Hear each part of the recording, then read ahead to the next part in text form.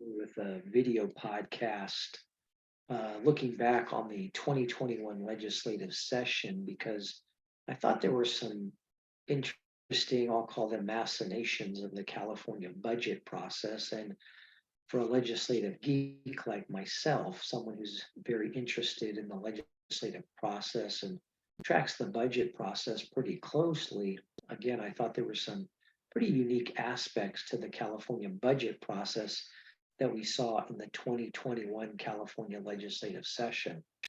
So earlier in the calendar year, spread over a few weeks, there was a series of what were called early action budget bills. This included some budget bills junior, that's the plural, it's not budget bill juniors, it's budget bills junior. And they amended the 2022-21 budget deal that had been adopted the prior June of 2020. That series of budget bills junior was unique because of the sheer volume of them, as well as the amount of additional current budget year spending that took place as a result of those budget bills junior. In addition, there were several budget trailer bills that made numerous statutory changes, such as the enactment of a supplemental paid sick leave expansion. While there are often trailer bills enacted later in the summer, it rarely occurs the following calendar year. The other interesting aspect of these early action budget bills junior was the fact that many were claiming these early budget actions as this year's budget deal spending. Now, obviously, this couldn't be done as they were amending the prior year's budget agreement. Another interesting development was the elimination of the two House Budget Conference Committee.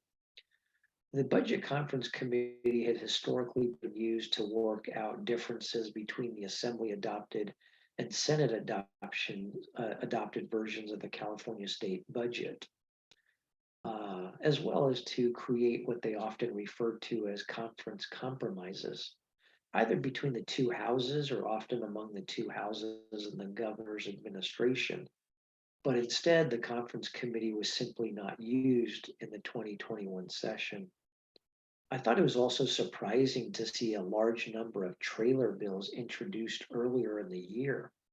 There were actually 71 Assembly bills and 71 Senate bills, and that's a larger number than usual. Now, many years ago, there were probably 2 dozen at most, and in recent years, there have been 40 to 50 bills per House each year. Perhaps the Budget Committee staff knew that that year's budget would require a few extra bills to be utilized.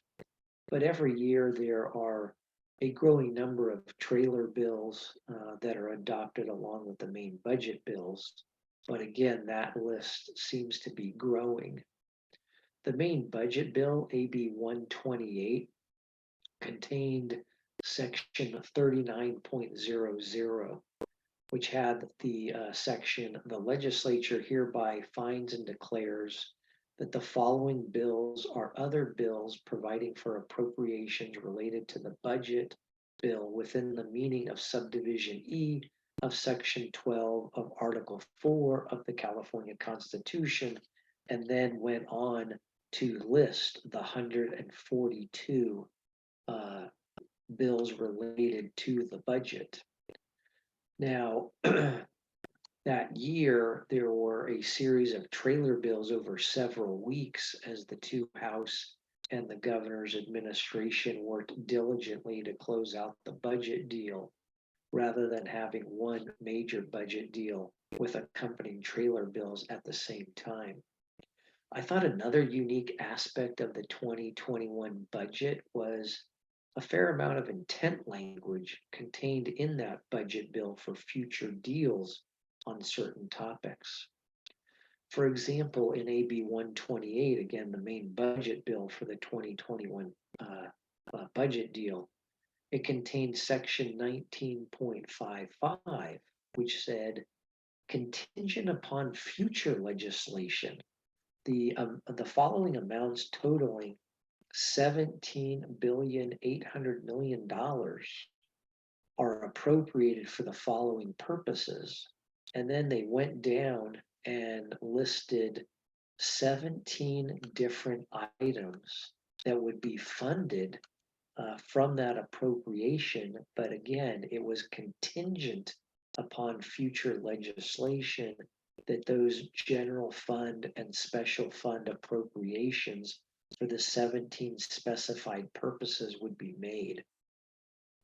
I think there were also several unique claims, I guess I'll say, during the 2021 budget. And that is, for example, proposed spending that is going to be pursued in the following year budget was claimed as this year's budget deal spending, even though there was no continuous appropriation and frankly no legal means of enforcing any of these promises of future spending. I'll give you a specific example in AB 128, again, the budget bill.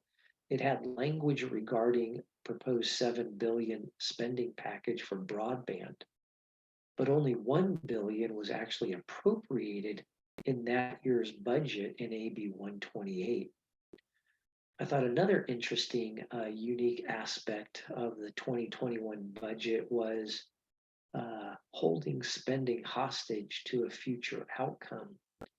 For example, there were several different areas of state spending in the budget bill in AB 128, and I call it holding hostage because there was a provision of that budget bill that says a bill must be passed by October 1 of that year, or else the transportation funds, for example, would revert to the state's general fund. And so the section of the budget contained this language: any funds described in provision 2 not encumbered by October 1, 2022 for eligible activities attributable to the 2021-22 fiscal year shall revert to the general fund. So with more than $250 billion in state spending, the California state budget is obviously massive in both size and scope, needed to fund the operations of the state government and allocate federal funding to a myriad of recipients. Some of the items I've described represent, in my view at least, changes to the normal budget process. But the 2021 session was an additional time that the legislature and governor had to adopt a state spending plan during the pandemic. So that might have also had implications. It was definitely partially to blame for the lack of a budget conference committee.